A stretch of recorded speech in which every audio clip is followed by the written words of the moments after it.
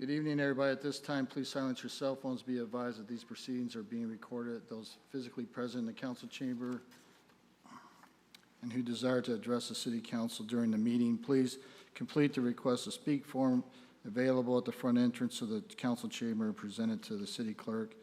Speakers physically present will be called upon at the appropriate time, and each person will be allowed 3 minutes of speaking time. I'm going to go ahead and call this meeting to order.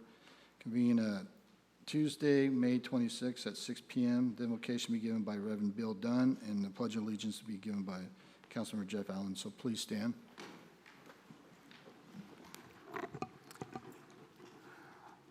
Honorable Mayor and Council, this is my first opportunity to come here and really appreciate the invitation. And I'm mindful that we're just a day removed from Memorial Day. And first and foremost, we want to remember those that gave the ultimate sacrifice for the freedoms we enjoy. And among them being a gathering in places like this to do the people's business. So with that, let us pray. Almighty God, our Heavenly Father, send down upon those who hold office in Grand Terrace, California, the spirit of wisdom, charity, and justice, that with steadfast purpose they may faithfully serve in their offices to promote the well-being of all people. And pray especially for the meeting that we have convened here at this time, that business would be conducted fairly and in accordance with the purposes of this city. We ask this and more in the name of Jesus Christ, our Savior. Amen. So please follow along with me. I pledge allegiance To the flag of the United States of America and to the republic for which it stands, one nation under God, indivisible, with liberty and justice for all.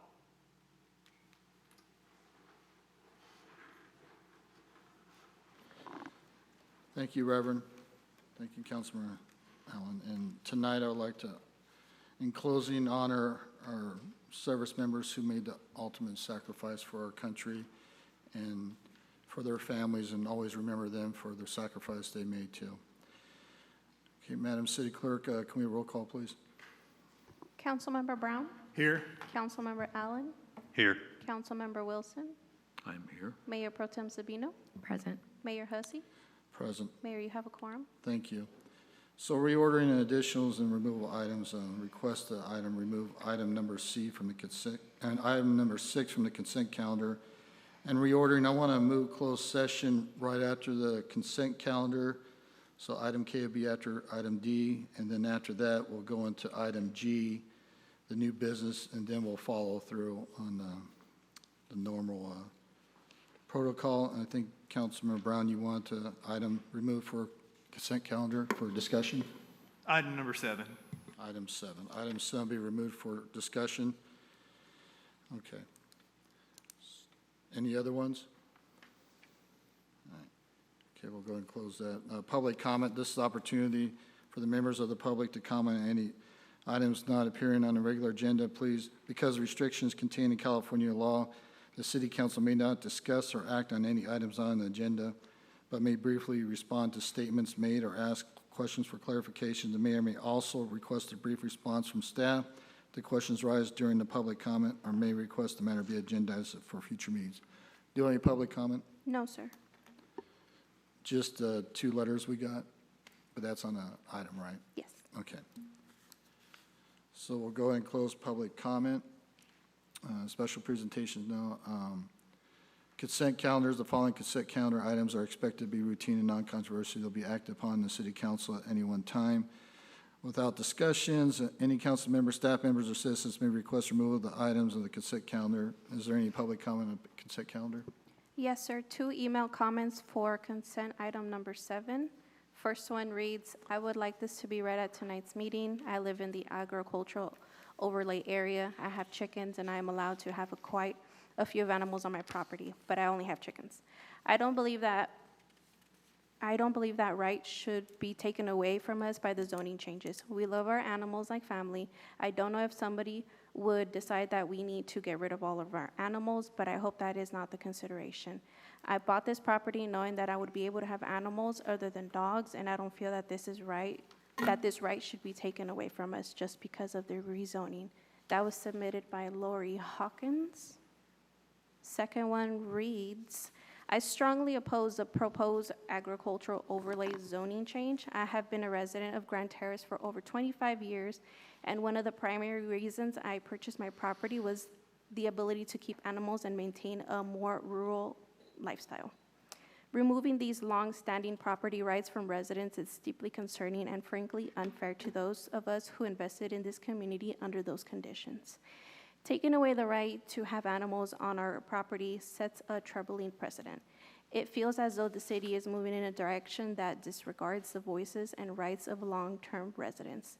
Grand Terrace has always been valued for its unique character, and changes like this eroding the very qualities that make it a desirable place to live.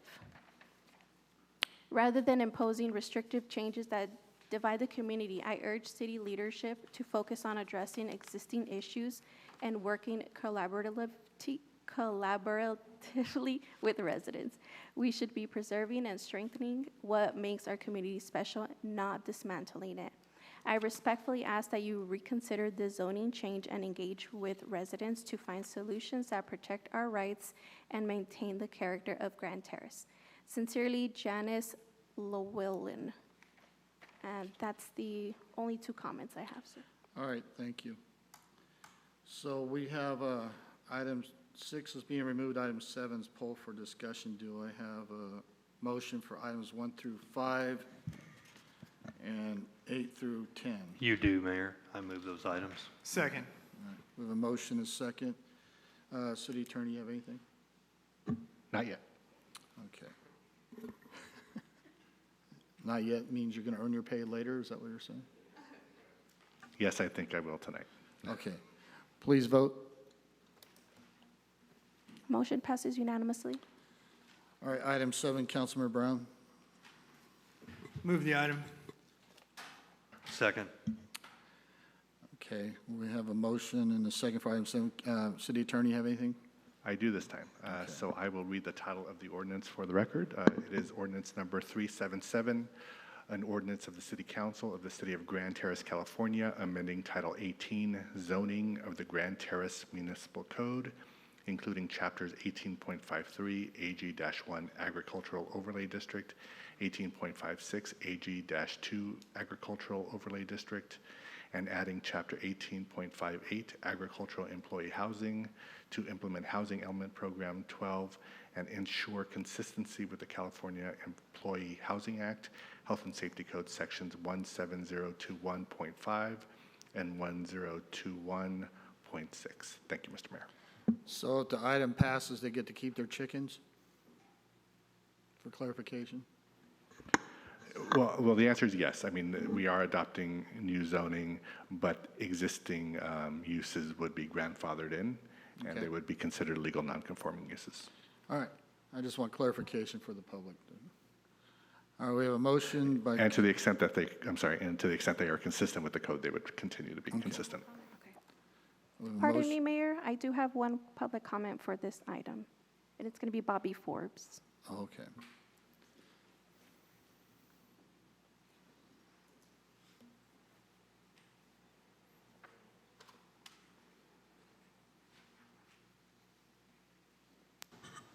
Thank you. I wasn't aware that you were on the ag overlay subject That's all right, already. go ahead. I live in it. I don't want you to change it. I didn't hear any discussion because I came in late, had to park way in the back. And my neighbor has horses. He bought that property because he could have his horses. And my neighbors have chickens and some other things, you know. There used to be roosters, but not anymore. But please, if you're considering changing that ag overlay, it's going to change people's lives. I remember in the 80s or 90s when they tried to change something and get rid of the horses on Vista Grande. People moved out of town, and then they found out they didn't have to leave. So they moved to High Grove, where they weren't allowed to have horses, thinking they could because the dirt was big. They need agricultural overlay. Thank you. Thank you, Ms. Forbes. Hey, Mayor, I have a question. What, I Okay, think- go ahead. Mayor I'm Pro sorry. Tem? City Attorney, could you just clarify the agricultural overlay and whether that is in relation to animals or housing development? Well, I mean, that would be more, well, I'll leave it to the city manager if he wants to first respond. Yeah, actually, it's two pieces. First, there's a housing element piece that will allow an agricultural worker housing on the site. It also clarifies the land use and the animals that can be used there as part of the agricultural overlay. So it's Combination of both. it's a combination of both, and it's not taking anything away. It's just delineating very clearly, because about a year ago, we had the ag overlay zone. We looked at some of the hog farms and cattle breeding operations or whatever else that were in the code.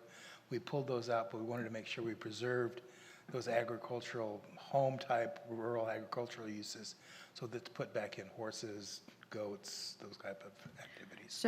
So just so that way the public is clear that this item respectively is not for removal of the current agriculture, but so that the owners can build, if I'm correct, and correct me if I'm wrong, up to 12 units on their property for labor?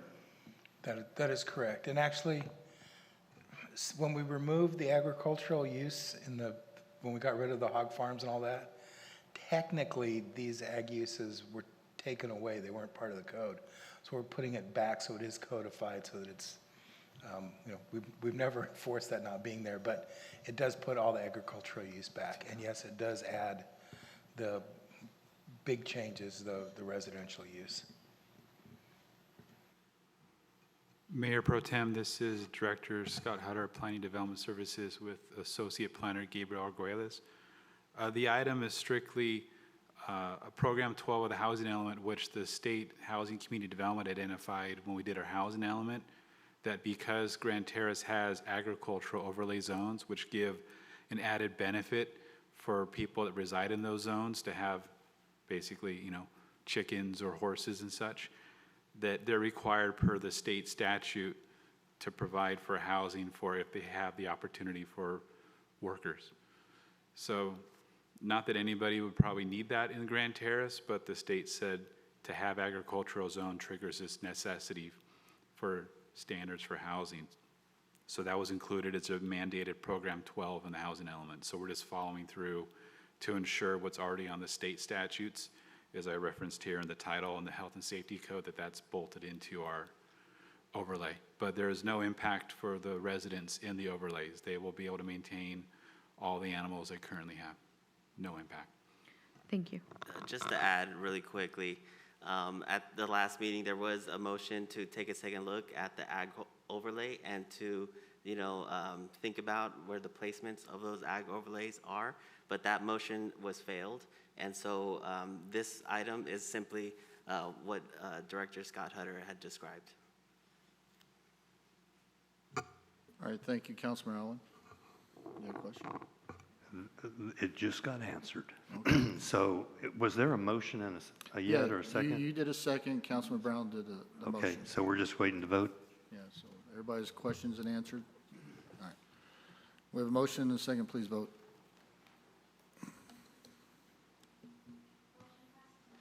Motion passes. Councilmember Brown voted no.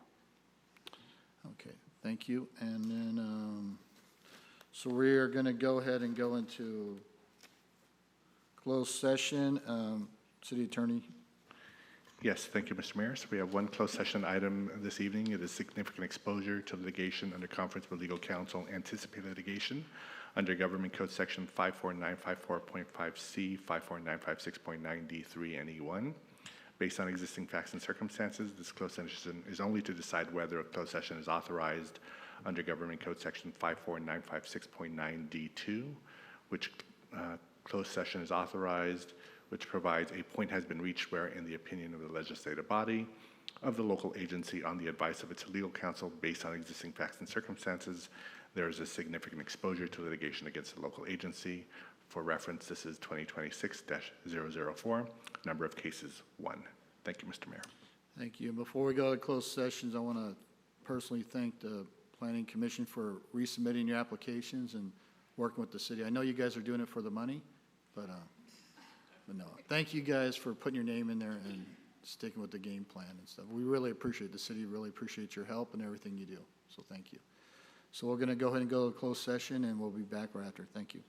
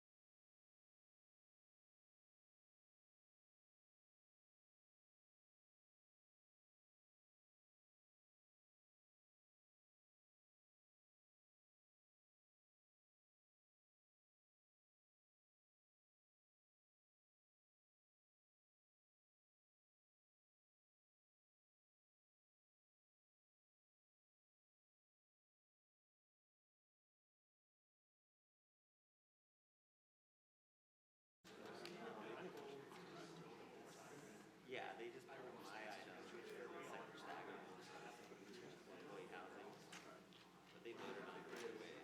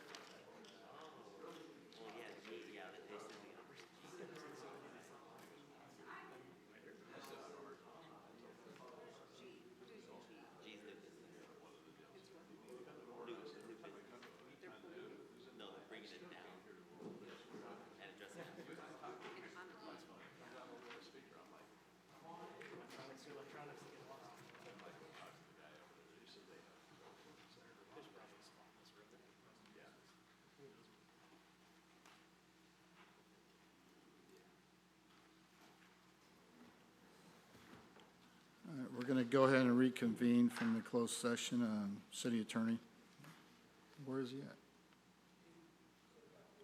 Okay.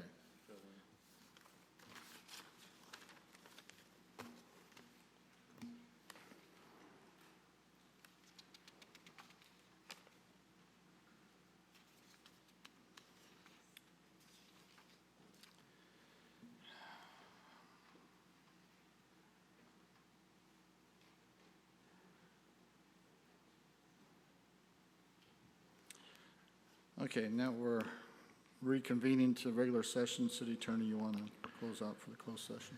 Yes, thank you, Mr. Mayor. So we did have one closed session item, conference with legal counsel, anticipated litigation, significant exposure to litigation for one case. Information was shared with the city council. There was discussion and questions and answers. However, no reportable action tonight. Thank you, Mr. Mayor. Thank you.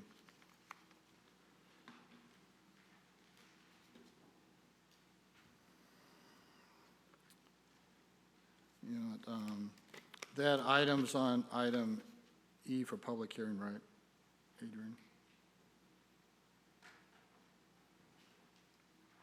Yes. Okay. Is that what we're going So to? we're going to come back. We're going to do, because I requested a close new business, so we'll go ahead and bring it to new business. item 13.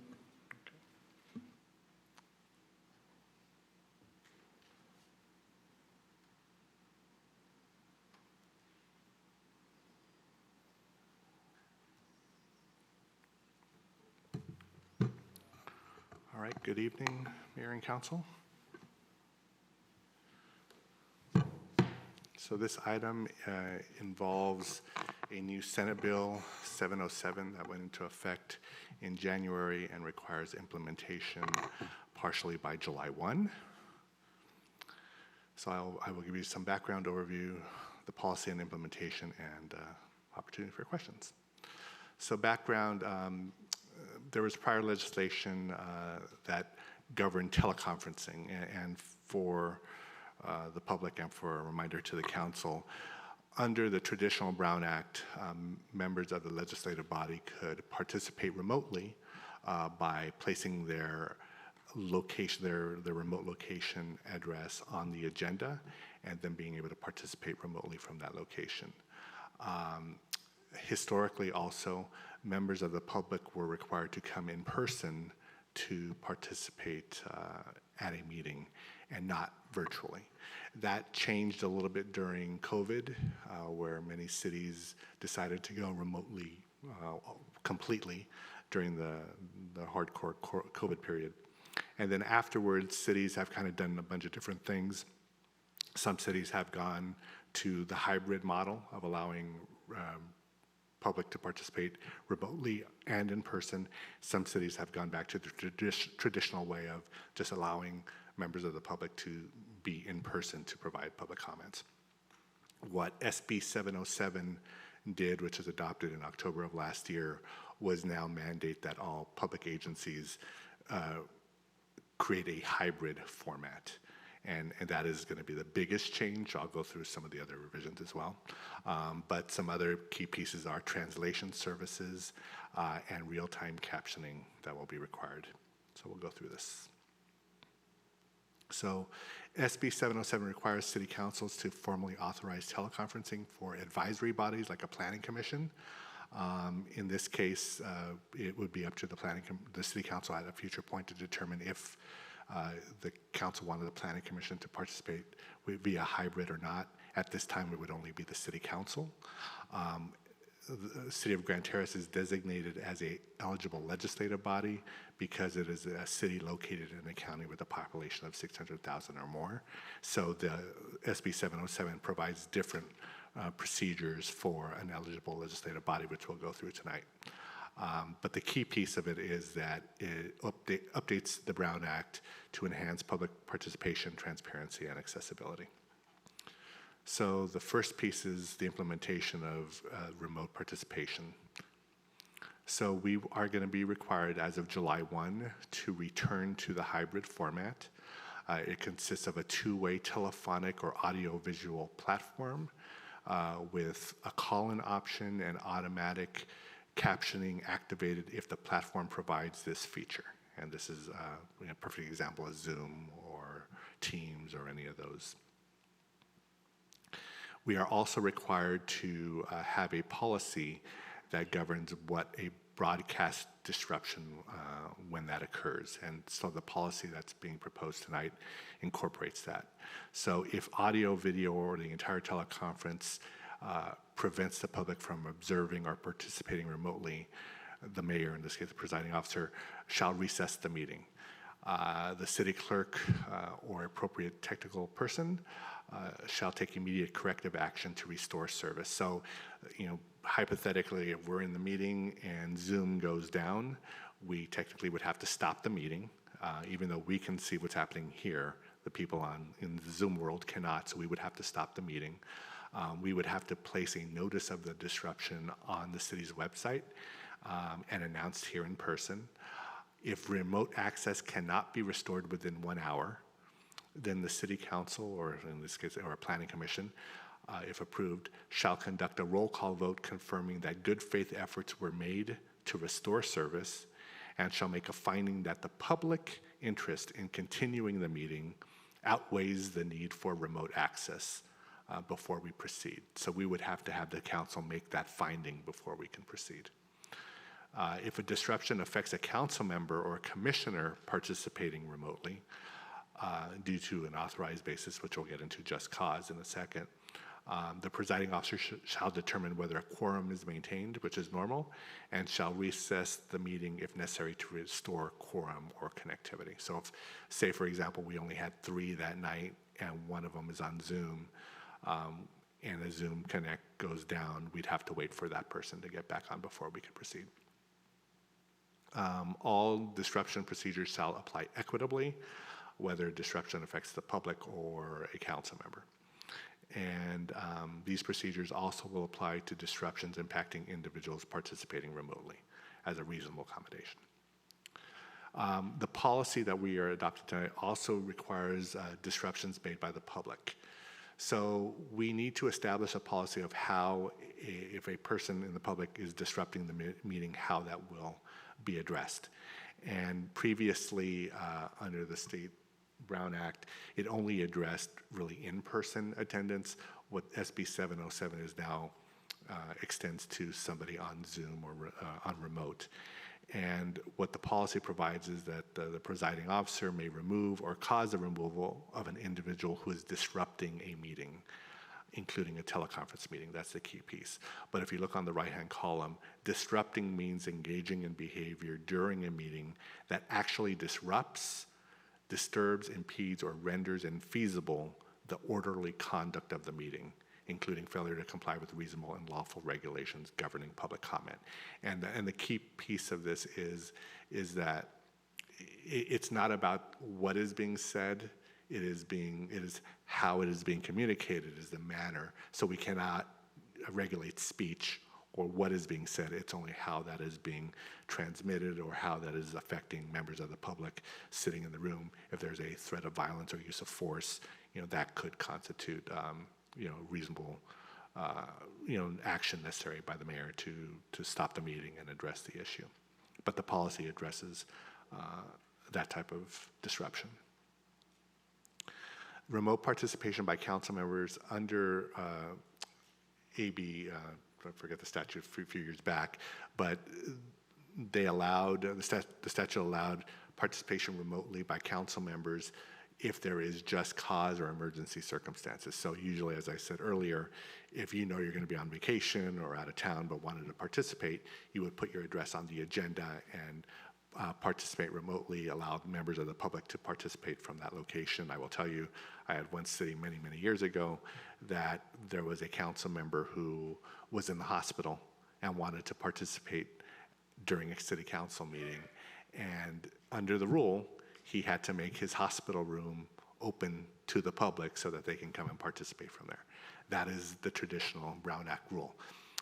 Under these rules, you don't have to put your address on the agenda. You just have to demonstrate, for the record, your just cause for being unable to participate, because usually it will happen after the agenda is posted.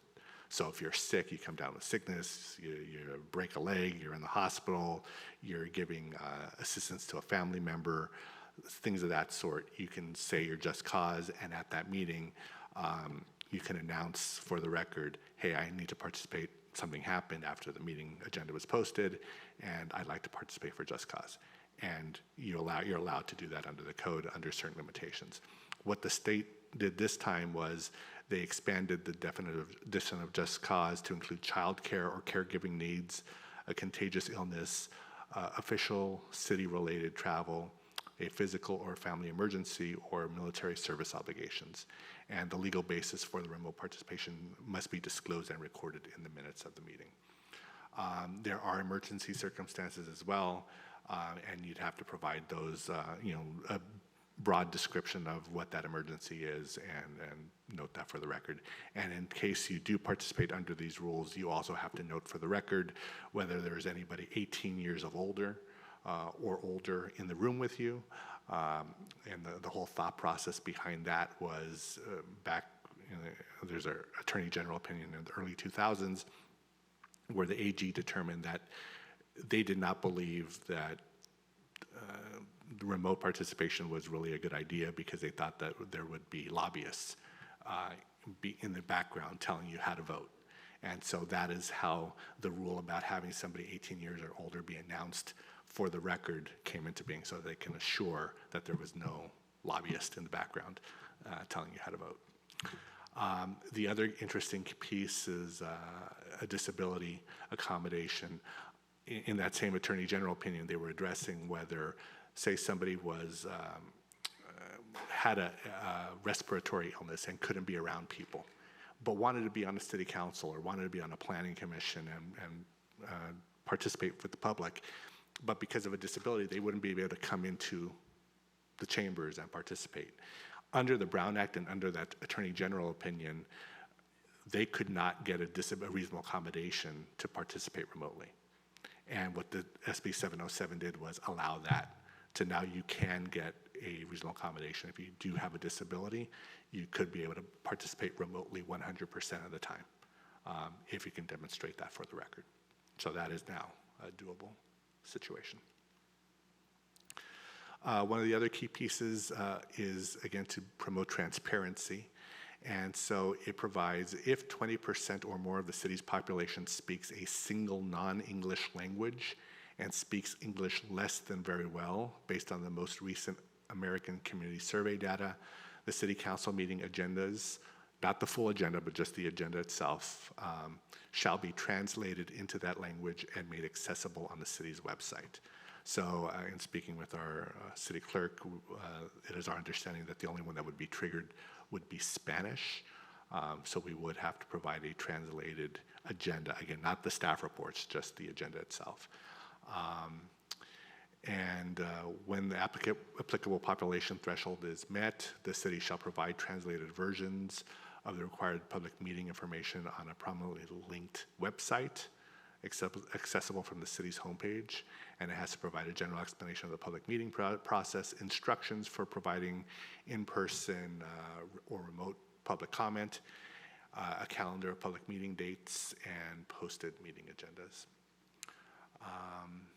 We also have to provide reasonable assistance, that the city shall reasonably assist members of the public who wish to participate or to provide interpretation or translated public meetings. So we do have to provide reasonable assistance in that respect. And then public access, the city shall also provide a freely accessible physical location near where our agendas are posted to allow the public to post additional translated materials.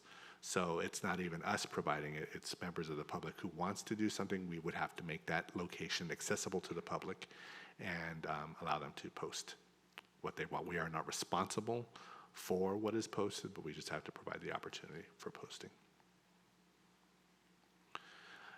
Another effort by the state is that we must make reasonable good faith efforts to invite organizations that do not traditionally participate in public meetings to attend city council meetings.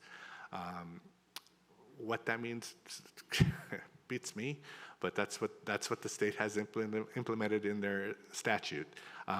We retain this discretion in determining what constitute a reasonable effort and what organizations we need to reach out to. But we may include media organizations serving non-English speaking communities and community groups that historically have lower participation in public meetings. Next piece is teleconferencing authorization for eligible subsidiary bodies. Here, that would be the Planning Commission.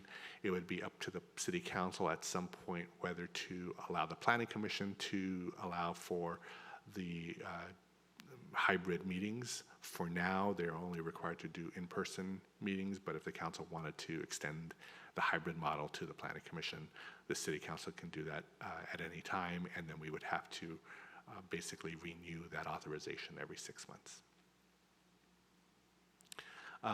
Key pieces that were in SB 707 that were more or less out there already, either in court opinions or AG opinions. But number one is social media use.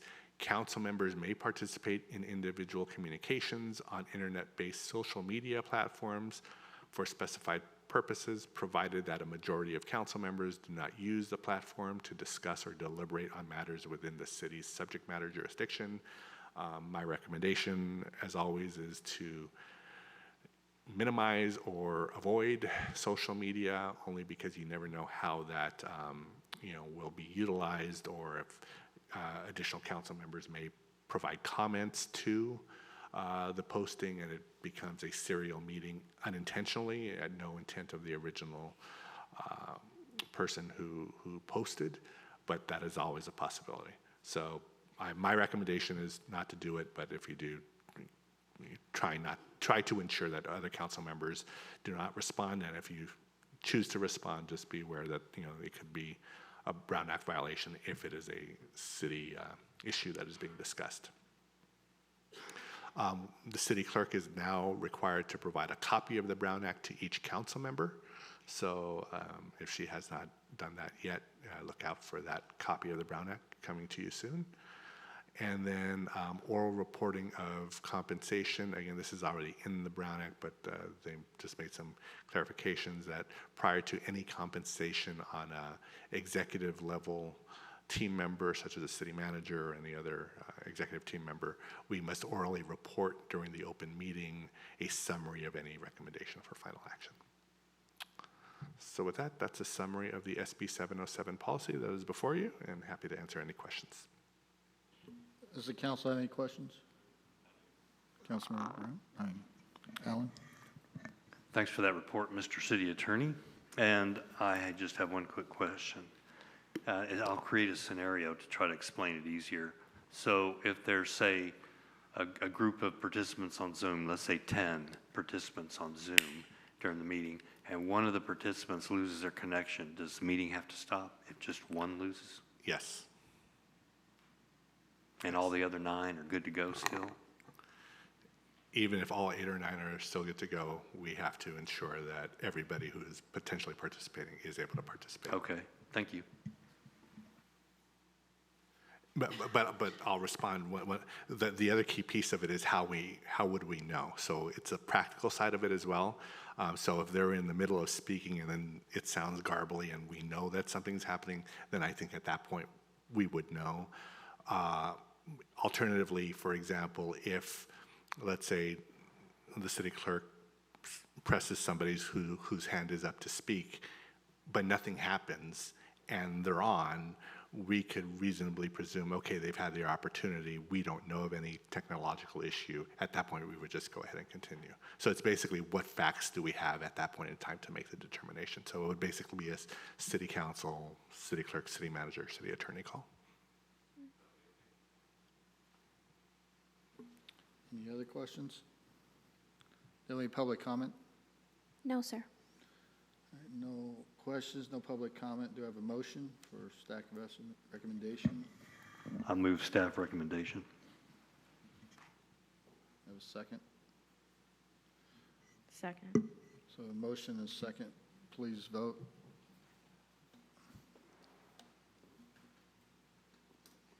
Motion passes unanimously. Thank you. Item 14, introduction of fiscal year 2026, 2027 proposed budget.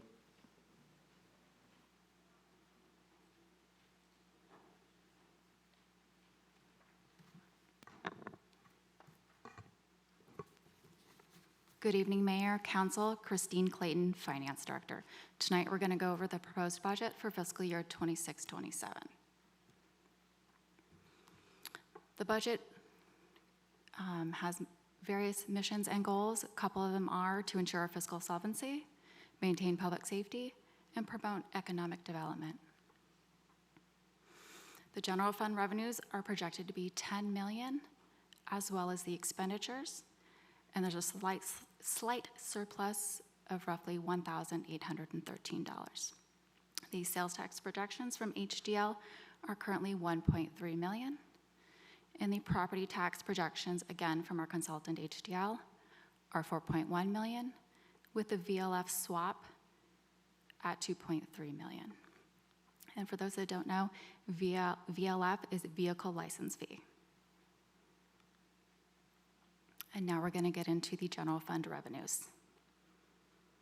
So before you is the general fund revenues. You can see that we have the adjusted budget for 24-25, the actuals for 24-25, the adjusted budget for 25-26, our year-end projections for 25-26, and the proposed budget for 26-27. So year-end projections for 25-26, we're estimating 9.9 million, and the estimated revenues for the proposed budget of 26-27 are 10.1 million.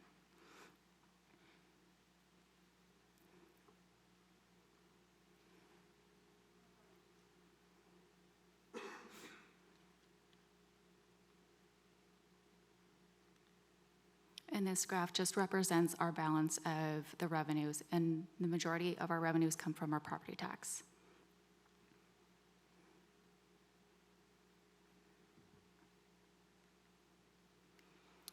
And this is a schedule of our proposed expenditures. Again, it's the same format. We have the adjusted budget for 24-25, the actuals for 24-25, the adjusted budget for 25-26, the year-end projections for 25-26, and the proposed budget for 26-27. The estimated expenditures for 25-26 are 10 million, and the proposed expenditures for 26-27 are 10.1 million.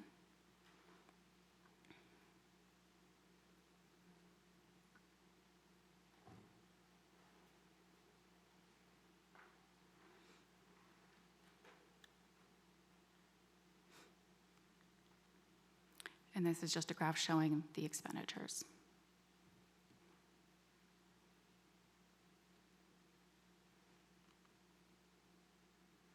And this is a schedule for review. So tonight is the introduction and any deliberations if needed. And then on June 9th, we'll continue deliberations if needed, and then adoption.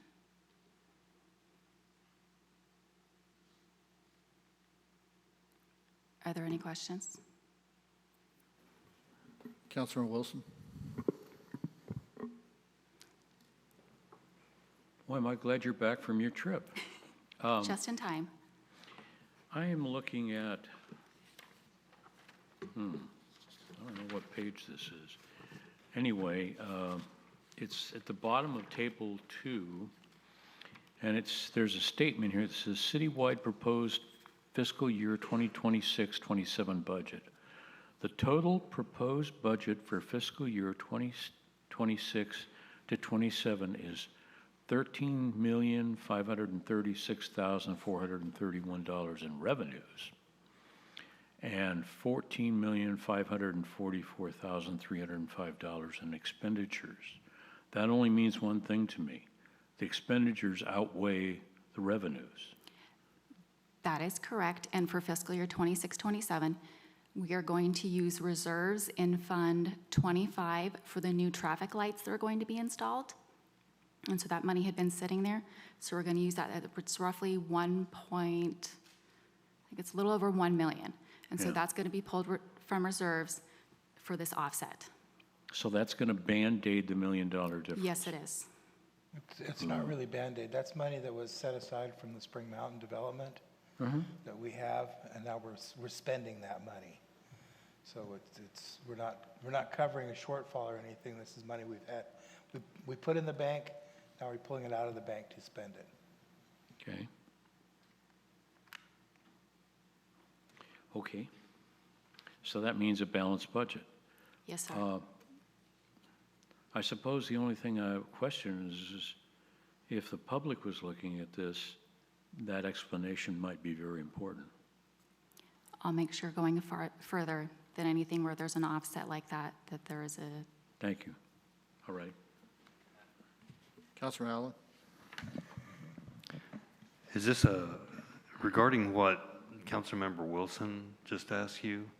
Is this a one-time occurrence, or is this going to be a trend? Like, is the next year going to also show this, and we're going to have the same imbalance in the following, so on and so on? This is one time. One time. Okay. It's a one-time construction project. The money came in from Spring Mountain, it was put in the bank. Now we're spending that money. They just happen to land across different fiscal years. Okay.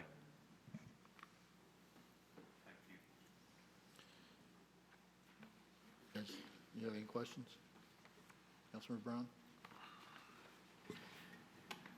I just want to thank Director Clayton for putting this report together, and I'd like to thank you for taking the time to meet with me. I walked through every item on this agenda line by line with her before the meeting and saved all of you about 45 minutes of questions. So that's all I have, Mayor. Councilmember Allen? Oh, thanks, Mayor. One of the things that I would like to ask you about, though, is I haven't seen any updates on the performance of the investment funds that we've invested in. I haven't seen that in any of the reports, so if I could get an idea of how So those the are doing. treasurer's report, we're modifying it based on Councilmember Brown's recommendations. So we've been working on that, and that will hopefully come back in June, at the latest July. And that way you guys can see the performance and how everything's been doing. Okay, thank you. Mayor Pro Tem, you have anything? All right. Do we have any public comment?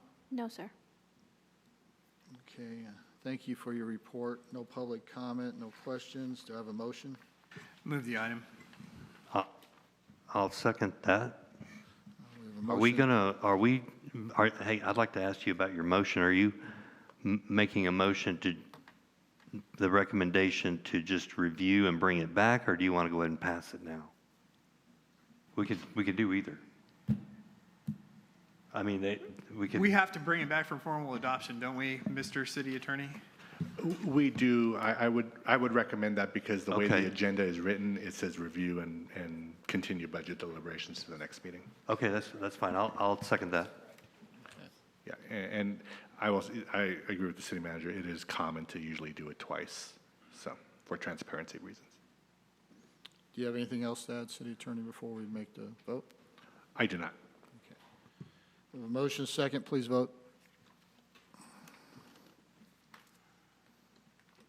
Motion passes unanimously. Thank you. Item 15.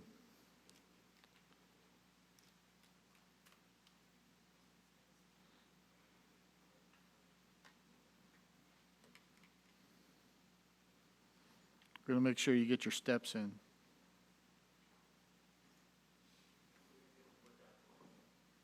I didn't get to work out today, so I'll take it. Let's see. All right, so the item I am presenting on now is the City Council had taken an action to not proceed with a general tax for transactions and use, i.e. a sales tax, but there was a future agenda item requested to bring this back for discussion for a potential special tax, and that is what is on the agenda tonight. So as background, a transaction and use tax measure was previously submitted to the voters in 2024. I did not get the required voter approval to proceed for enactment. In March of this year, the council considered a proposed general transaction and use tax for the November 3rd, 2026 election, but that proposed item did not move forward. And so, as I stated, a future agenda item was requested to bring this back for discussion as a special tax. So currently, this is our sales tax rate structure. We currently have a sales tax for the city of 1%, and the discussion has been adding a 1% increase to our structure. So if we added a 1% tax rate, it would, again, this is just a rough estimate, and if staff wanted to update, that's fine, but it's $1 million annual it could potentially bring in. If directed to proceed tonight for a special tax, we would return with the draft resolutions and the ordinance, and with a special tax, which I'll get into, we would have to identify the specific purposes for which the special tax revenue would be utilized. So as a reminder, a general tax, the revenue from a general tax may be used for any lawful government purpose as determined by the City Council. Revenues would be generated or deposited into the general fund, and for adoption, it would require majority voter approval of 50% plus one. On the other hand, a special tax, it would be restricted to the specific purposes identified in the ballot measure. It may not be used for unrestricted general governmental purposes. So we would have to identify the specific purpose, and we would only be able to use the revenue for that purpose. So for any special tax ballot measure, we must clearly identify the specific purposes which the tax revenues may be used, which will be incorporated into the ballot measure. It will require a 2/3 voter approval unless initiated by the citizens. And it's an interesting case that came out a few years back, that if a citizen-initiated proposal were proposed to enact a special tax, it would only require a majority voter approval of 50% plus one. So there is that other option. Again, it's not a city council-driven option, but a citizen-initiated option. Voting requirements. So if we wanted to proceed with a special tax, again, it would require a 2/3 vote of the city council. So in this case, it would require 4 out of 5 council members to proceed. It would require a 2/3 vote of the voters. And again, for the citizen initiative under the City of Fresno versus Fresno Building Healthy Community case, it would only require 50% plus one.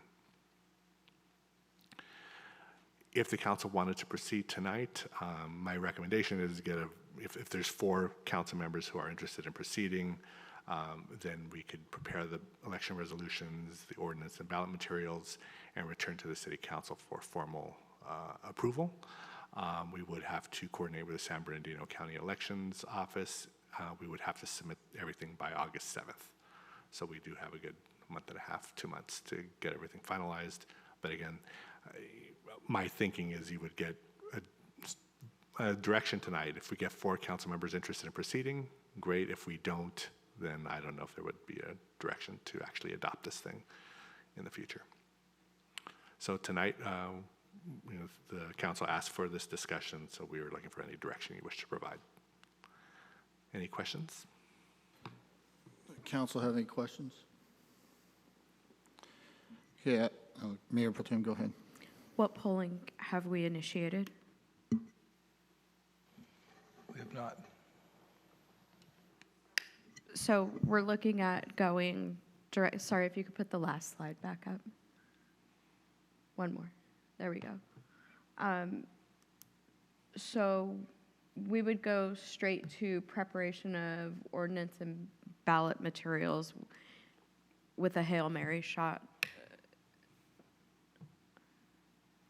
At the last meeting, there was no direction for polling, and there was budget numbers set aside for that with no direction to fulfill that. So there's no budget for polling and there's no direction for polling. So yes, we would, with, as you say, a Hail Mary shot.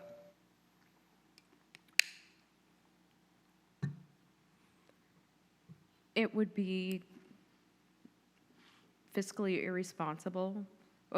Well, let's talk about what it would cost to run this, because there were no numbers.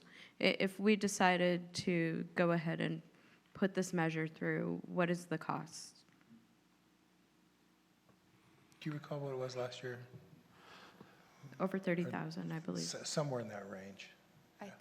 I think in 2024, with everything, including the ballot and council running, it was about $25,000. And that's not accounted for in the current budget set aside, correct? No, that's accounted for in next year's budget because this would hit us next fiscal. Okay. And so it would cost us about $25,000, and that's including, that's not including, or is it including the consultant? That does not include the consultant. Okay, and the consultant costs how much to run a poor job, the last consultant? It's somewhere 40 grand and up, $100,000, somewhere between 40 and 100. Okay. It depends on the quality of the consultant. Obviously, the last one was not, was very inexpensive when we got what we paid for. So we would have to look at that. Is everyone on this dais aware that there's a measure on the ballot in just to the east of us in Loma Linda? And the fight over there right now, there is a huge push to stop the tax. There's a grassroots push.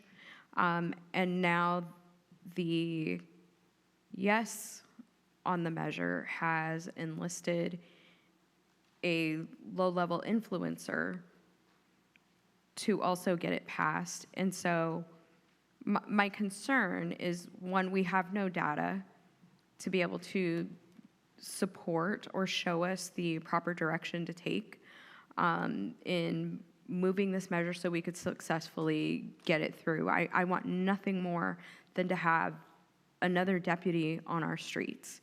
Public safety is of utmost importance. However, we can't do a poor job a second time on this.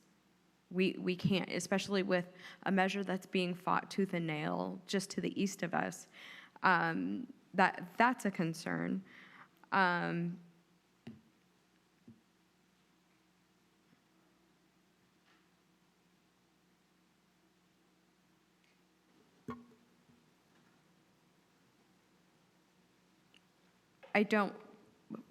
We do not have a path forward. Not yet. I mean, earlier in the audience, we had someone here who was able to rally the voters to ensure that it lost. It lost by how many votes? 100 and something. 154 votes. It was very close. It was very close. And so it is imperative that if we do it right, that we don't spend more finances that could potentially just get flushed a second time around, especially knowing that to the east, the messaging is do not vote on any tax measures anywhere, because that messaging is out there and it's viral.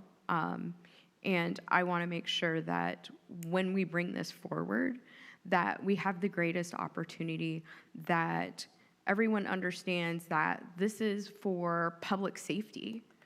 It is for the safety of our deputies on the street. It is for the safety of the residents of Grand Terrace. And I know there's two schools of thought that, you know, our town is completely unsafe and, you know, there's nothing but havoc going on down the Barton corridor. And people want to feel safe again. And there's another school of thought of, well, I don't see it, and no more taxes, things are too expensive, and we have to do a really good and clean job if we're going to bring this forward. People have to understand, one, it's going to public safety and public safety only. People don't trust if it's going to go into the general fund, and I understand that's going to be a huge hill to climb to get the votes that we need for that, but we did a very poor job the first time we brought it forward. And doggone it, I was on this dais that I couldn't be out there pounding the pavement in the community because I was told that I had to stand down, I had to take a neutral position, and couldn't go out to educate. And the education, instead, it didn't happen. And there was no political campaign that was open for it when people who supported public safety wanted to put money into it. There was no money for that to go to be able to even get the information out. And so, again, the timing is bad, and we do not have our ducks in a row to be able to move forward. We would be flushing taxpayer dollars down the drain if we try to do this now. Thank you. Mayor. Okay, you know, this is a question only, not a debate right now. We'll bring it back for comment. So questions only. Councilman Arlen, do you have a question? I can make it a question. Just make it a question. When we come back from public comment, we'll debate about it. Okay. Mayor Pro Tem's comments, very well taken, by me anyway. I agree with it. And here's my question to Mayor Pro Tem and the rest of the council. Are you aware, is it true, because I have read this, but I haven't found a confirmation, so perhaps you have, and you could verify it or turn it down. There will be no tax measures on the ballot this year from the county, which is unusual because there almost always is, and it gets the electorate body really upset seeing all those tax measures. But I read somewhere that there's nothing on the. What's your question, Jeff? Have you heard that? You know, have you heard that? And if so, that would be, have you taken into consideration in your thoughts? The community college district has on the ballot. So. Okay. So my question to Adrian, now when you said 2/3, or that the public came and brought it forward, are we looking at deadline timeline? Because I remember the public trying to come last time, 4 or 6 years ago, and there were still 100 votes shy.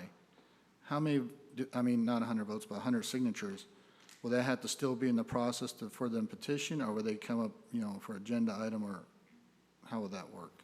I'm sorry, can you clarify your question? So it said that it can only be 50+1 at the public initiative? Yes. Instead of the council? Yes.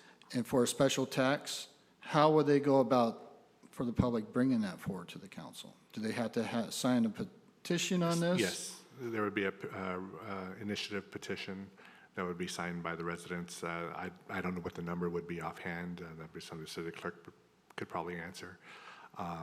But they would have to submit that to the city in time to make sure we get it to the county.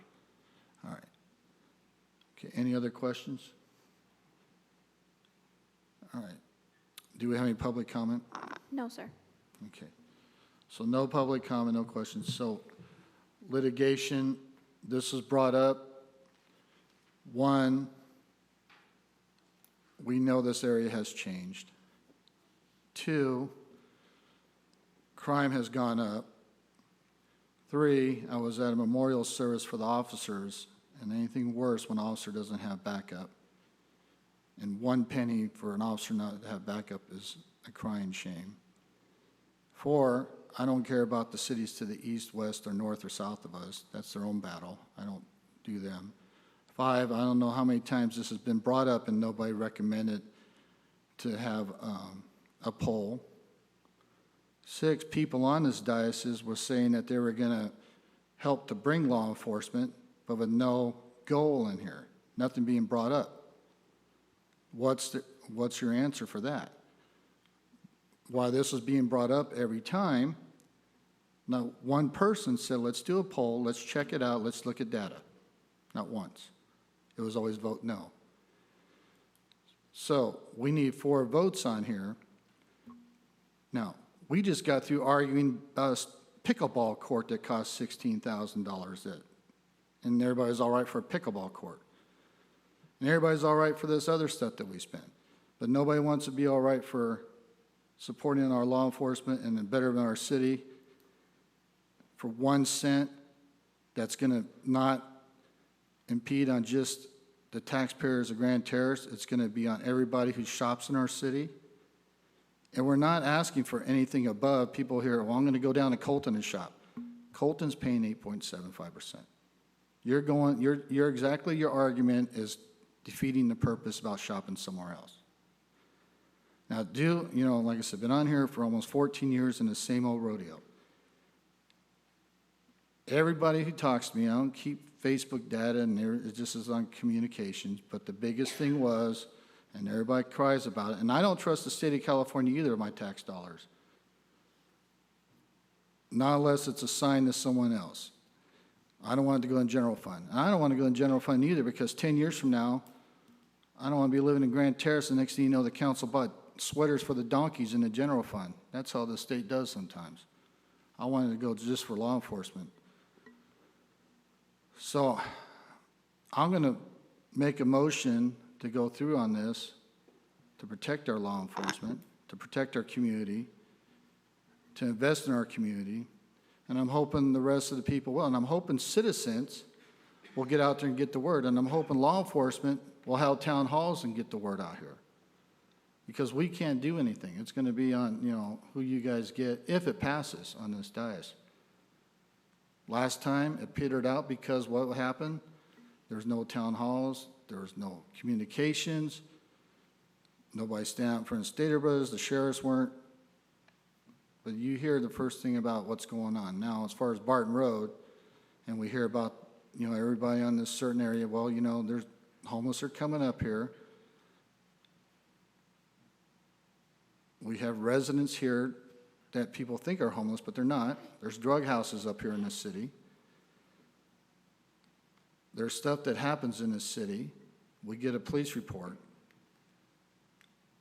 And every officer I talk to is asking me, please, we need backup. There's nothing worse as a law enforcement calling for backup, and backup takes 3 minutes to 6 minutes. It's a lifetime. I've been there, done that, and I didn't like it. So I'm not going to argue over a penny. I mean, people spend $7 on a cup of coffee. I think they could do $1 or a penny to help our law enforcement. So I'm making a motion to bring this forward as a special tax only, for law enforcement in Hanson only, and money be nowhere else. I don't know if. Second. Second. A motion, a second. Any other comments? Yeah, I have one. Is this, so this will be initiated from the dais, not, that we're not talking about a citizen initiative, are we? It's too late for the citizens. Okay.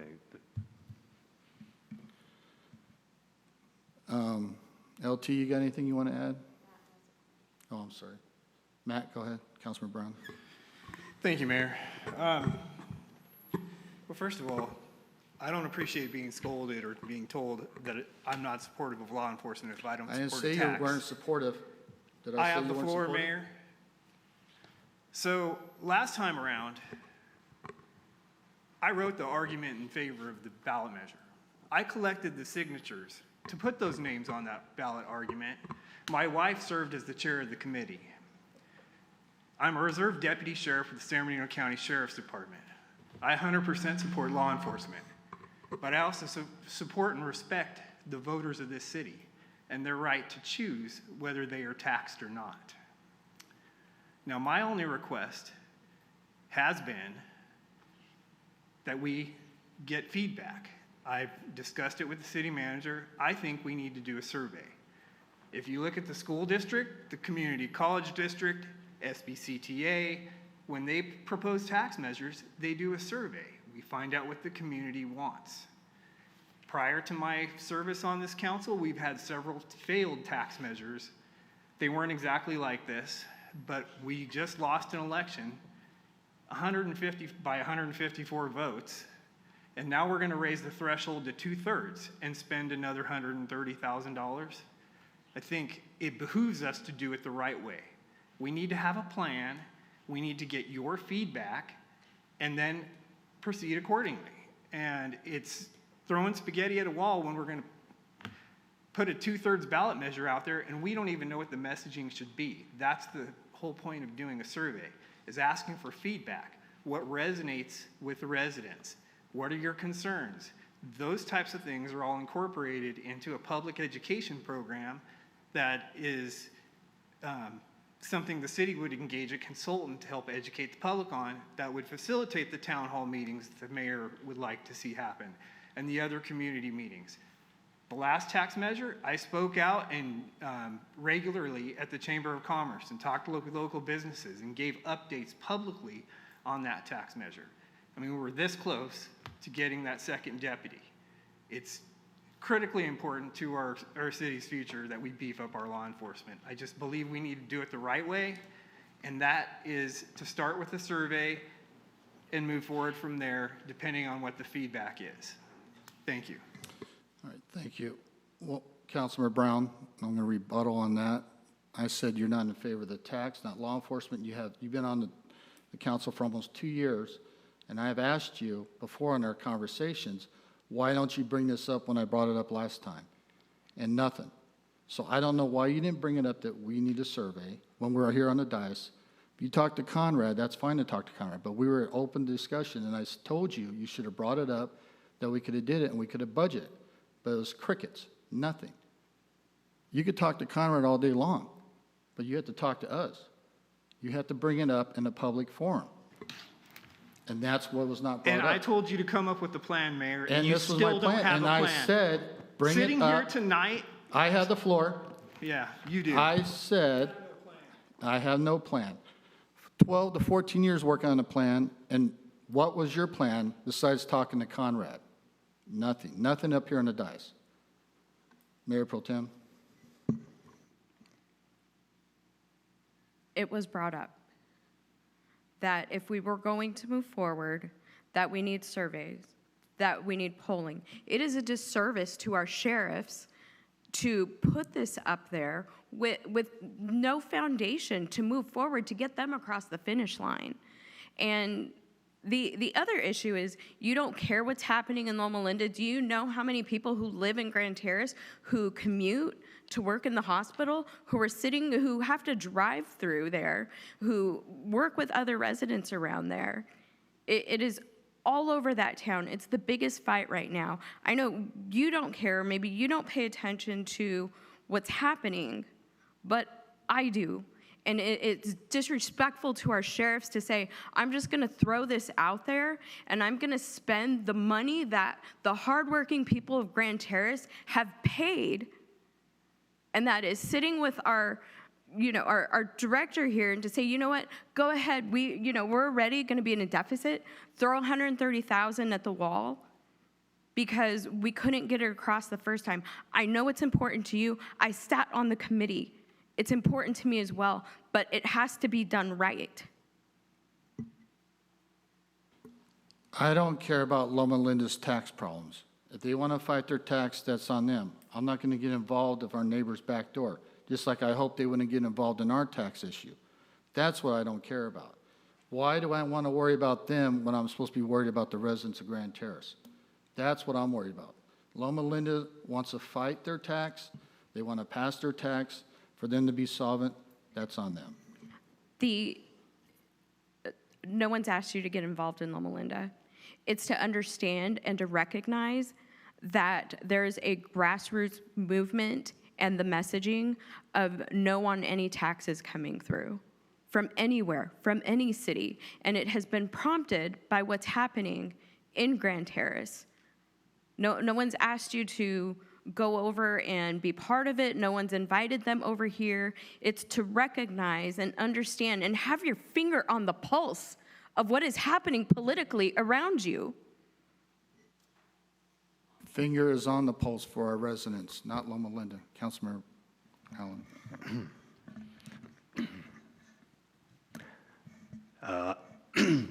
Mayor Pro Tem, Councilmember Brown. I think that have you thought about the cost of doing the polling and the survey? Because we spent in the last election, like Conrad was saying, we spent a little over $40,000 and with dismal results, very unsatisfactory. So we know that we're gonna have to spend considerably more. And so we're talking about, total overall, I could see our overall cost, the election costs, the polling costs, and consultant costs reaching $250,000 on this. And I'm just being realistic. And so I think what we've talked about in the past is we've always, at each election cycle, there's been a tax ballot measure from this city on the ballot, and it's failed each election cycle. There's a variety of different taxes that have been attempted. And there was always polling done ahead of time. There was always surveys done and all that. And the money spent, and then it was unsuccessful. And so there was kind of this burnout on using voting consultants here. And the last time we discussed this, we said, well, we could move forward on it without paying the fees to the consultants and doing the surveys and the polling. I agree, data's great. Data can make a huge difference. But we're going to pay for it. We will pay. And are we ready to pay that kind of money for this? $250,000? So you're sitting here asking me what polling costs, a poll for our city would cost about $13,000. $13,000 would be well spent because we would be getting feedback from our residents, what they want and what they support. And we would be getting that feedback prior to any expenditure for any consultant or placing a measure on the ballot. That's the entire point. You said it yourself, we've had failed measure after failed measure. So why are we sitting here talking about throwing good money after bad? So I don't know who does it for 13 grand, but, or if you're just talking about a digital survey. line, No, you I'm know. actually talking about reputable survey companies. We can hire one, and depending on the number of surveys that are conducted, they use, it's a scientific method. Some of them are live calls, some of them are digital. I mean, it's evolved because communications evolved, but they combine the two. And we could get a very good representation of what the public would want and what the public would support. If the public tells us it's 50-50 and they don't want a tax, then why would we put a tax measure on the ballot that requires 2/3 approval? That costs another $100,000+ that we know from the get-go is going to fail. All I'm asking is that we take a thoughtful approach, we think it through, and we have a plan, that we don't just react emotionally because we want it done. We came close last time. That's not going to ensure success. And even if we do everything right, we may not be successful. But at least we tried to do it the correct way. You think that, should there be a question on that survey, general tax versus special tax? I think that absolutely, and you can take open-ended responses, and that's the opportunity for the public to give us direct feedback. It's more broad than what we get at our council meetings. Well, that'd be the truth. And it would be much more representative of the electorate of our city. Okay, I don't know what kind of what the details of the outfit that would do it are. You must know that, and you can share that with the rest of us, because you know, they would do it for that kind of money, and for sure the city manager, I'm sure. I mean, I'd like to know that kind of information too at some point in the future, you know. Do an adequate survey for that low of a fee. Conrad, can funds be acquired to do the survey? I'd ask for direction when this came last time for a survey. Please give me direction to do a poll on this. We will get a price and bring it back as a future agenda item, and then we can speak intelligently to it. But I'm waiting for direction. All right. City Attorney, how much time do we have before we have to make a decision on this? What's the deadline for the ballot? We would have to submit it by August 12th, I believe that I put in my presentation. So technically, you'd probably need to adopt the first reading of the ordinance by the second meeting in July at the very latest. Okay. Conrad, if a motion is brought to do the survey and it's passed for your direction, how soon can we get it done? We will have a contract in front of you next meeting, and we can start the process. It could be fairly quick. I'm sure we can get it done within the next 4 weeks, which will put us on a timeline to discuss this from there. Okay. I'm going to change my motion to Mayor, could I ask adequate funds. one more question? I apologize, I didn't mean to interrupt you. Conrad, is there any way that we could authorize you to select a company and do that under your expenditure authority without coming back to council? If it's under 20 grand, Which it should be. it's not a budgeted expense, so we would have to figure out some way around that. But It would save time, and you could literally, if you selected a firm, be in the field and have results in a week. So it would move the process along, and it would give the opportunity for the public to have input. Just a thought. That's a good question. give me direction. So direction for my motion is to authorize you to hire a consulting firm for a survey for the special tax / general tax, and see which one, or if any, the residents will want to put on the ballot. Is that good for you? Sounds good. Second. Need to have a dollar amount attached to it? I'm limited at 20,000. 25. Sorry, 25. She caps me at 20. So we gave him a raise? Is that what happened?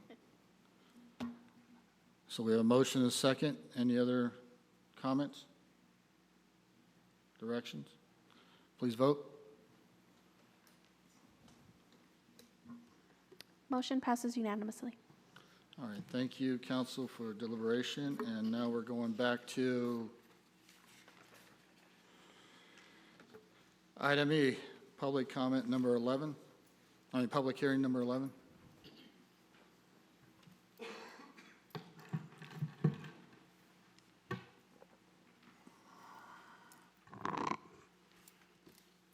Good evening, Mayor and council members. Michelle Fuentes, Senior Management Analyst.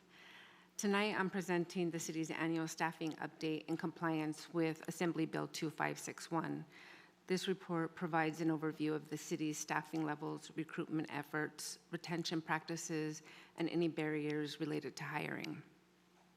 The city currently has 23 filled positions, of which 11 of those positions are non-exempt union represented.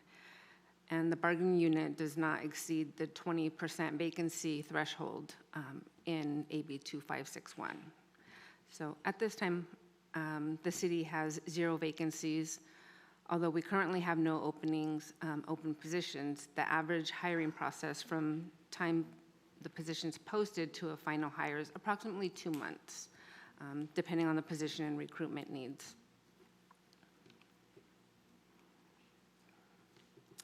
But beyond recruiting, we place a strong focus on employee retention and workforce development. We try to create a workplace culture where employees feel supported, valued, and comfortable sharing ideas and feedback. As a smaller organization, we're fortunate to have a close-knit team environment that really reflects the character of our community here. When possible, we offer flexible schedules to help with work-life balance. We also make an effort to recognize employees both informally through day-to-day appreciation and more formally during performance reviews. We also offer training opportunities to help staff grow and succeed in their roles, and we're committed to keeping our workplace safe, respectful, and inclusive. With that, over the past several years, the city has seen a significant reduction in employee turnover, decreasing from 62% in fiscal year 21-22 to now 9% in fiscal year 24-25. And we believe this reflects improvement in workforce stability, stronger retention efforts, and greater consistency across departments. At the same time, we still face some challenges that are common for smaller cities, particularly related to budget limitations.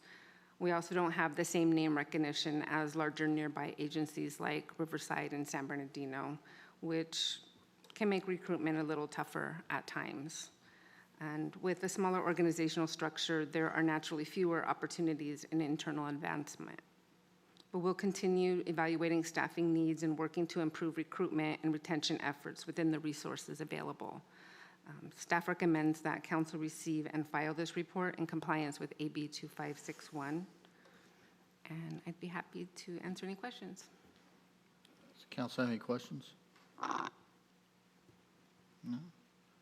Public comment, Daisy? No, sir. So this is a receive and file. Yes. Adrian, do we need a motion for this?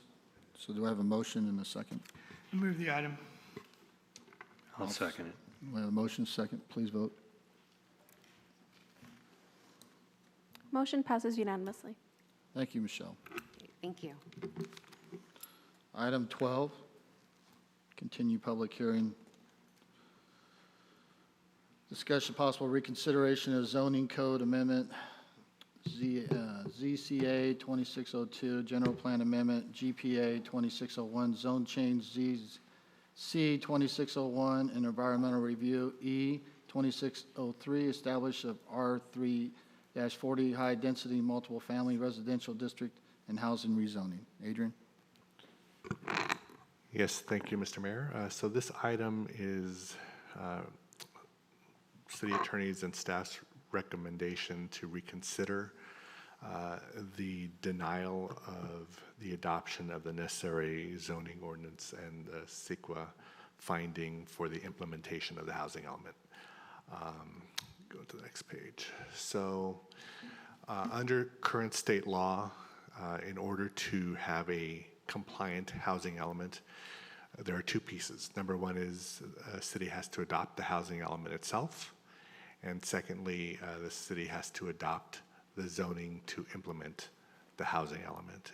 And until such time as both are adopted and HCD certifies that compliance, the city does not have a compliant housing element. And I'll be getting into the ramifications of that shortly. But as the council will recall, staff presented this item to the council on May 12th, and I believe by a vote of 4-1, it was denied. And as part of that item, I requested that we continue the item to tonight's meeting for further discussion and a potential reconsideration to keep the agenda item alive, and that is what we are going to discuss tonight. So I will say, and I'll be very direct and blunt to the city council and to members of the public, I have worked in public agency law for 26 years.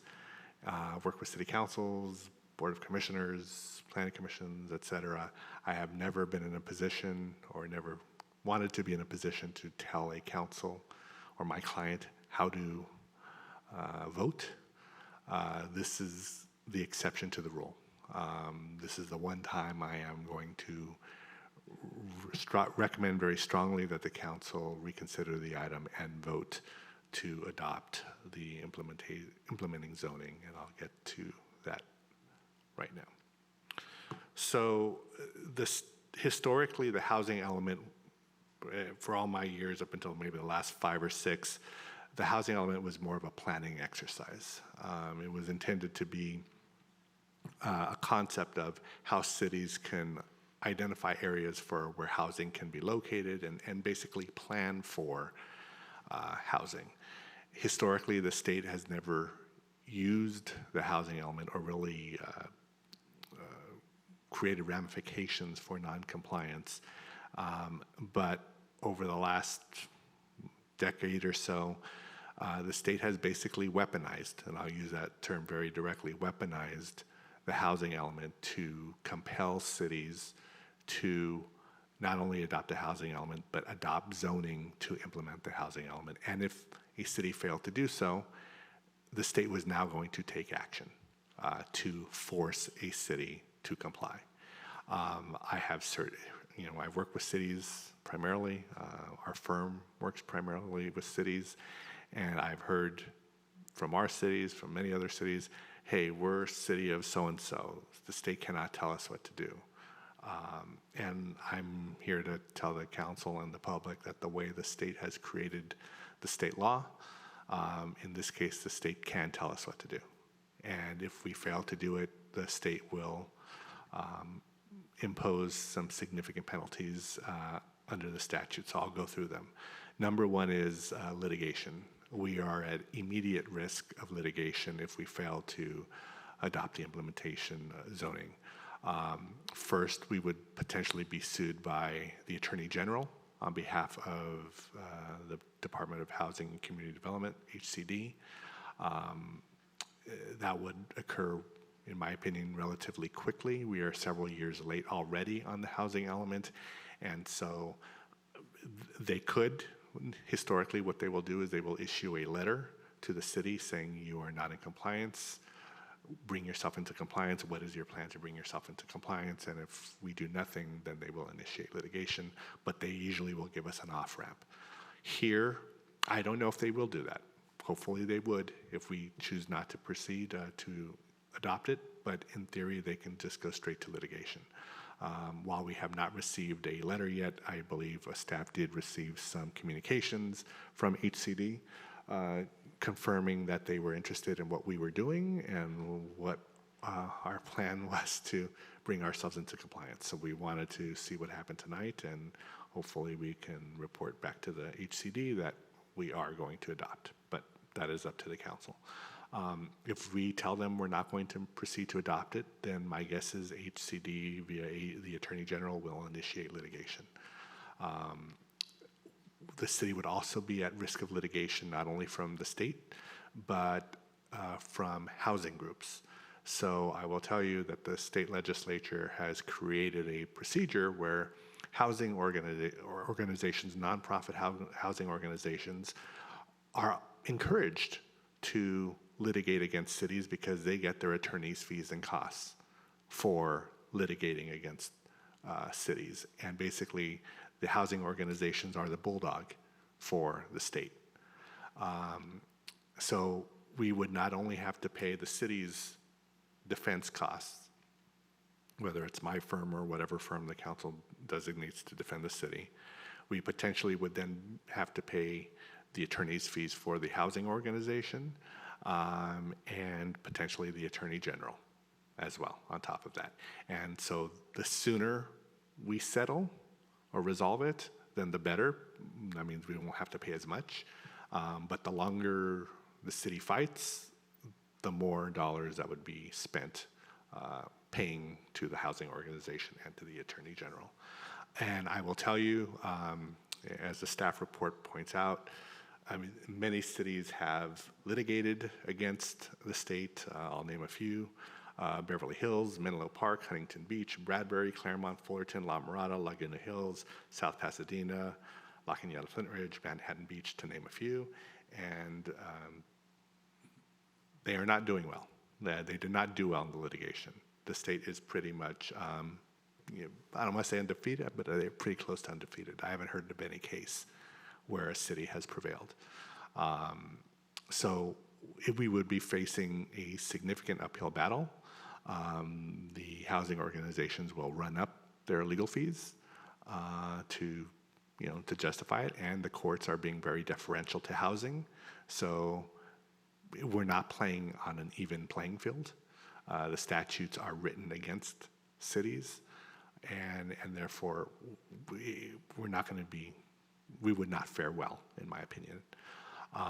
So that's the attorney's fees. Huntington Beach paid $3.5 million in attorney's fees alone. Financial penalties. So financial penalties would be imposed after the court determines that we are not in compliance. So they would issue a compliance order, which would require us to adopt the zoning that is required to implement the housing element. And if we fail to do that, then at that point the court can start to impose fines ranging from $10,000 to $100,000 per month. And fines can increase up to 6 times that, for a maximum of $600,000 per month if noncompliance continues for an additional 6 months. Huntington Beach, for example, had to pay $170,000 in penalties plus $50,000 each month. So taxpayers were losing approximately $600 per day. So those are just the financial ramifications, and again, it would be financially a very, very, very costly move if we were to lose. In addition, until HCD signs off on a compliant housing element and implementing zoning, we would be subject to the builder's remedy. And as a reminder, what the builder's remedy is a housing developer who wishes to develop a portion of housing with affordable housing can basically ignore our zoning regulations and build however they want, wherever they want. So long as they can own the land, they can build. So, and guess what? We would not be able to have any regulatory authority over it. The only thing we would be able to find is if there's some health safety issue, which is a very, very steep finding.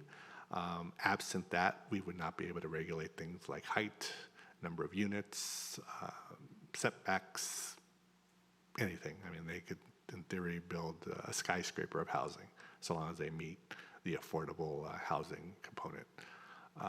And again, our hands would be tied. In terms of the RENA, if there's a provision that there would be a carryover that doubles the amount of land that must be zoned to the R3-40, going from the 6th to the 7th cycle. So that, I believe we have, 97 acres, if I remember correctly, and 24 were RENA, so you're looking at 48 that we'd have to rezone for RENA. loss of permitting authority. So again, if the court were to find that we were not in compliance and we continued not to be in compliance, in theory, the city could be ordered to, or could basically be enjoined from issuing any permits for non-residential construction or development. So we would lose our permitting authority. If, again, we continue to tell the court and HCD that we're not going to comply, then the court could, in theory, appoint a receiver to bring the jurisdiction into compliance. So basically, a court finding of noncompliance, issuance of compliance order judgment, and then continued failure to comply with the court's order. So that, I've not seen that, but that is extreme if a city were to, simply ignore the court's order and not adopt the zoning ordinances to implement the housing element. There would be disqualification from eligibility for state grants. Arguably, we are at that point already because we do have a non-compliant housing element, but I think you heard the speaker at the last meeting saying that there's money out there and that we would not be eligible for it if we did not adopt a housing element. So that is potentially negative ramification. We did receive a grant fund of approximately $154,000 to assist us in adopting a compliant housing element and adopt the zoning. So there would be a possibility we would have to pay that back as well. So that would be another financial ramification. I will tell you, as I mentioned at the last meeting, that I have litigated this issue. And I'm very proud to say that in all my years of litigation, I've rarely, if ever, lost. We lost. And we lost big. My client did have to pay over $1 million in attorney's fees to one of the housing organizations that sued on the housing element. And even though the city was making efforts to comply, and they actually, in fact, had adopted a housing element that HCD just determined was not fully compliant, we had demonstrated in the record that we had every intent to comply. The court still found that had we not been sued by this housing organization, we would not have complied, which I think is wrong, but that's what the court found, and that's why they got their attorney's fees. So here we are several years beyond the deadline to basically now say we're not going to do it. I don't think the city will fare well on the record for that, and for that reason, I am strongly recommending that you reconsider the item and renotice it. So procedurally, a motion may only be made by a member who voted on the prevailing side of the original action. So I believe Councilmember Allen voted yes to adopt, and then everybody else voted no, if I recall correctly. So if there is a motion to reconsider, it would have to be brought by the members who voted against the adoption. It requires a motion and a second, and then once the motion is made, you can debate it. If the motion passes, staff and I are recommending that we renotice the item for transparency. There is a concern that we did have pretty much a full chambers at the last meeting on this item, and tonight there's nobody here. So the concern is that we don't want to do a bait and switch type thing where the council voted on something and then without appropriate notice, they changed the vote. So for transparency reasons and to ensure the public has the opportunity to comment before a final action is taken, that we renotice the item and bring it back at the next meeting. And we don't have to have a full staff report. We've already heard it. We can do an abbreviated staff report by staff and or the consultant, and the council can vote on it at that point in time. So with that, I'm happy to answer any questions. Does the council have any questions? Councilman Brown? Okay, so one other question is, when you're talking about the possible fines and stuff and grants, if there's a state of emergency, can the city still get funding for anything for help, or will this be part of the? In theory, this could be part of that. any state funding they can potentially tie to our noncompliance. That's my understanding. I mean, it's pretty broad, but. Okay. Is there any public comment? No, sir.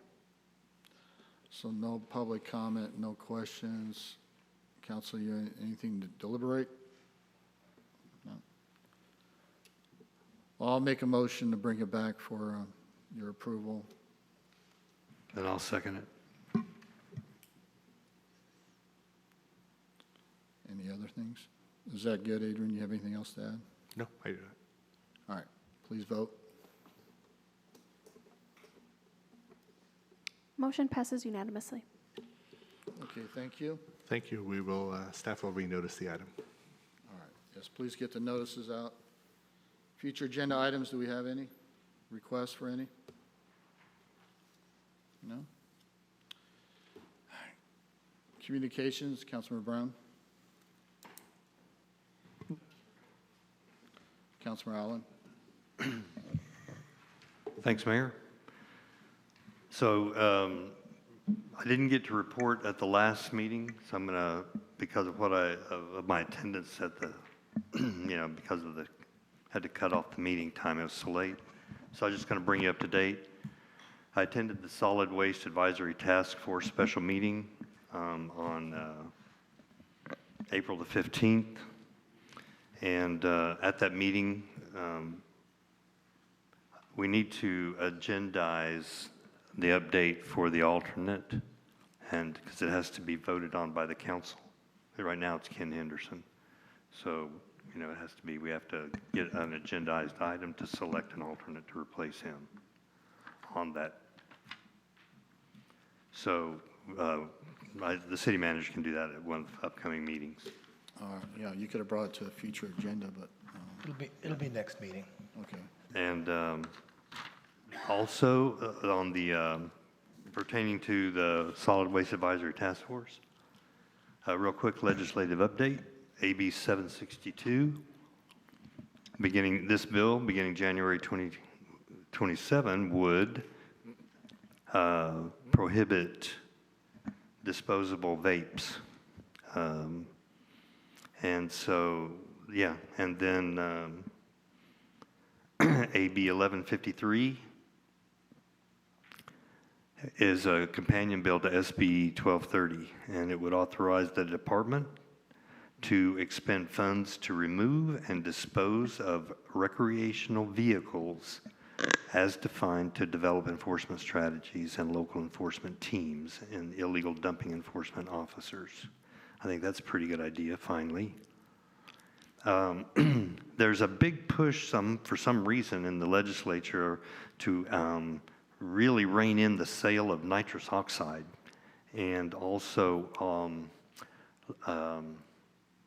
what's that stuff? Helium, and that too. They're really there's a lot of bills restricting the sale and of those two items to minors. And then there is also a very strong effort right down the state to create the producer responsibility requirements in recycling. So they've got a bill, AB 2245, the Oil Recycling Enhancement Act and Packaging, which requires the producer to provide collection and management system to recover the packaging of oil products. And then there's another bill right after that, 2253, which requires those provisions for plastic food containers, and then at a date in the future for all plastic. So they're going to start putting the onus on the producer and the retailer of the product to recover their packaging, and rather than on us, the consumer. And so with the idea being that the producers will then come up with ingenious ways to reduce the amount of plastics in their packaging, and at no cost to the purchaser.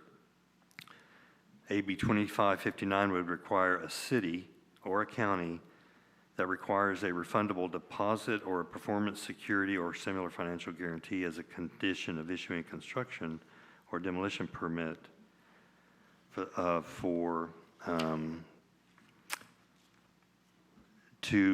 they would have to return the full amount of the deposit if documentation demonstrates compliance with the terms of the agreement.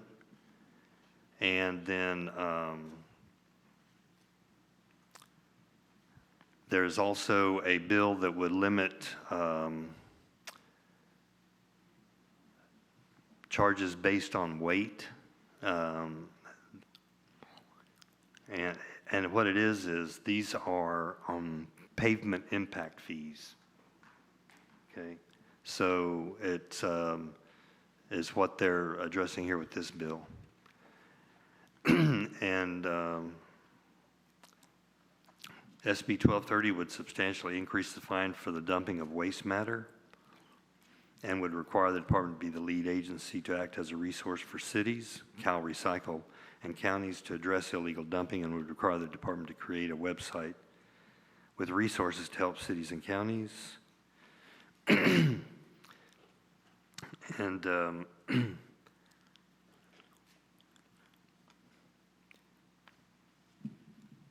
future solid waste franchise agreements must include a fleet environmental usage report. And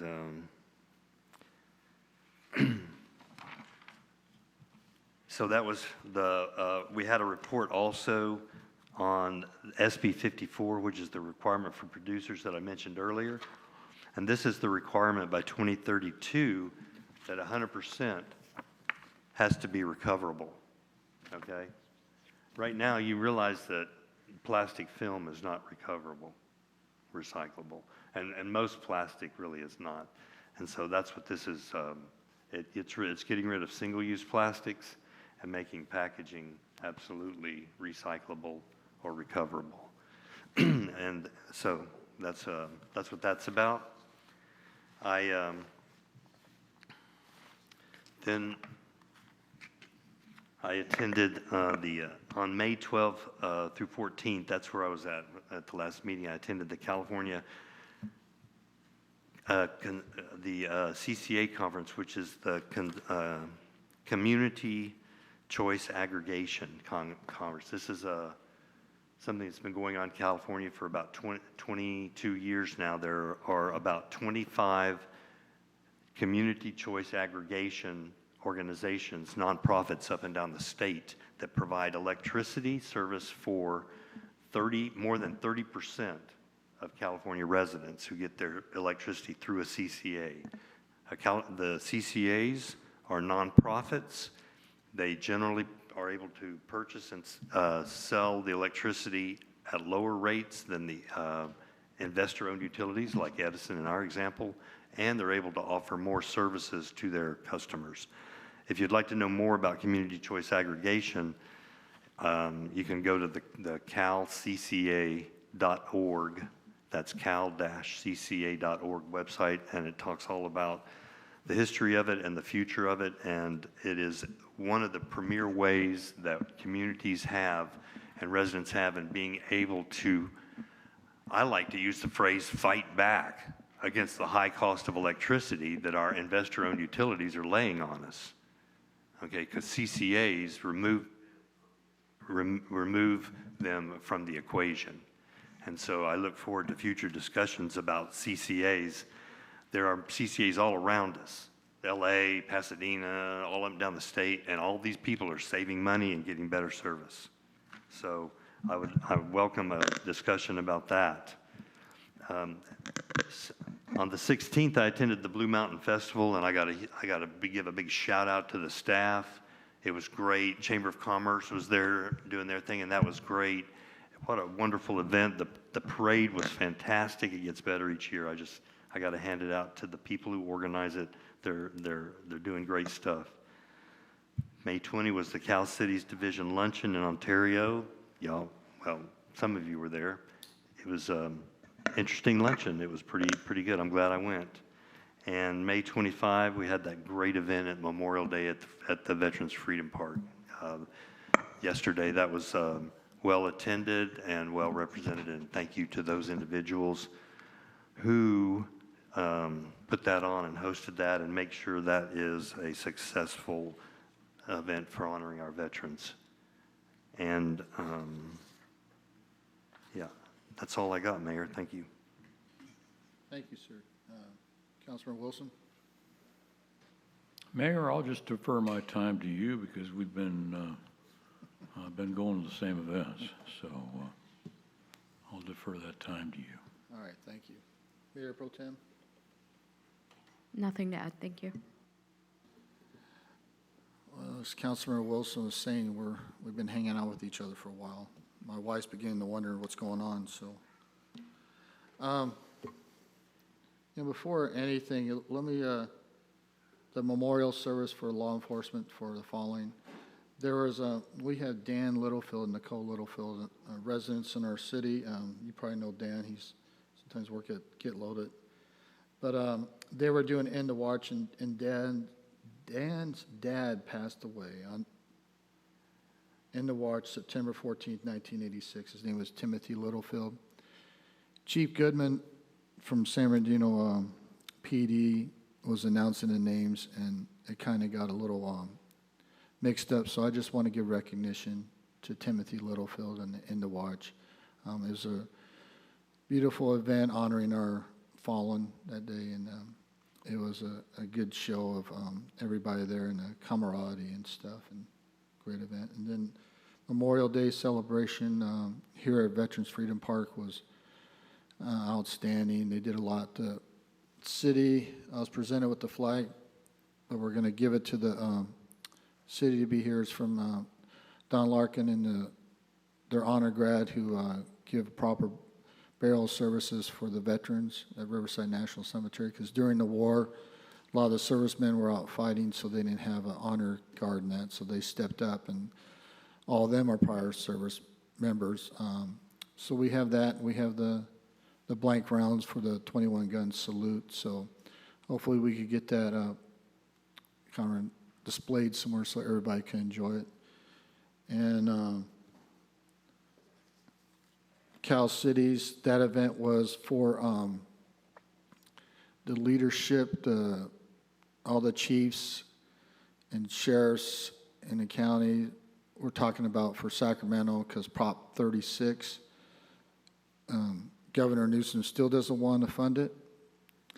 And the thing is, Prop 36 is, everybody thinks, well, they need it for, to put people in jail. It's also, too, to help the probation department and to get repeat offenders who are drug addicted to go into a drug rehab program, 120 days in there instead of spending 120 days in jail, and get acclimated to higher criminal activities, because that's what usually happens. Jail systems are a recruiting ground for the prison systems. So with that, because when Prop 47, SB 109 came into effect 10 years later, we're hearing the outcome, and 70% of the voters voted to fund Prop 36, but the governor still hasn't funded. Our representative, Leticia Castillo, our assemblywoman, was there. She's been here for everything for our city, and I'm really proud when she comes to our events, and she was there at the memorial service too. So she loves our city. She's genuine and really good person, and she's a strong voice, her and Senator Ochoa Bogue, for our city at Grand Terrace. We also attended the JPIA, and one of the things was how to act and conduct yourself on an interview. I think I ruined that the last power outage, so I had to get a refreshment courses. They didn't want to hear my Marine Corps version, but that was unique, and I know Orange County is going through some interviews with for their chemical that's happening right now. I know those council members have been contacting them. And then we went to San Bernardino County Conference. That was a really good event, and one of those good things, Councilman Brown will correct me if I'm wrong, they talked about the budgets and how San Bernardino County looked, and as far as the last speaker, and we're still doing good. Money can be tight, but we're still doing good in San Bernardino County, and they talked about growth and stuff. And they also talked about the San Bernardino International Airport And they do have Breeze Airlines there. It goes to Provo, Utah, and the Bay Area, so it's cheaper, and parking's only, I think, $5 or $15 a night there. And then we got to see the fire department with all their new equipment / toys, you know, what they use to help other people, the robotic dogs and everything. So which is good, so they're not putting firefighter personnel in harm's way, and they can actually help somebody and save somebody. And then when we went up to Sacramento, of course, to lobby, I'm going to talk to the League of City. It was nice to lobby, but it seemed like most of it was a photo op because, unfortunately, senators and assembly members, they're all there, you know, going through their litigations and their meetings. But I had to be there for the whole day lobbying because of the IE president. But like I said, our assemblywoman and our senator, they know our issues and they're spot on with everything. And they are actually the two that took time besides a photo op and listened. And I think that was all that I have for that. But I just want to say yes, reemphasize our Blue Mountain Festival, beautiful weather, great turnout. Everybody had a good time. It was just great. The staff did a great job. Volunteers did a great job. I know the public likes it. It's getting bigger and bigger. You know, I had the wrestlers walk around me. This was nice. And they gave me that sweatshirt, so thank God it was cool because it got hot later, but, you know, I didn't want to wear that things. But it was great. And what's the biggest thing is seeing the kids' smiles on their faces, you know, saying they get to be in a parade and do everything else and all the booths. So that's well worth it. So thank you, staff, for putting that together and all the volunteers. And then, you know, of course, can't say anything about the cars, you know, all those nice cars and stuff. One of these days I'll have my car ready. But, you know, they're able to provide, you know, the sheriff's pick, the council members' pick and stuff. So, you know, thank you once again for everything you guys do. So that's all I have. City Manager. Just real quick, I want to thank the community for the Blue Mountain Festival. Everybody came out, was very well behaved, very engaged, and it was great to see the community turn out. And it makes it really positive from a staff perspective to have people out there enjoying themselves. It makes it worthwhile. The guys from the cars and then everybody that was involved. So thank you, and that's it for me.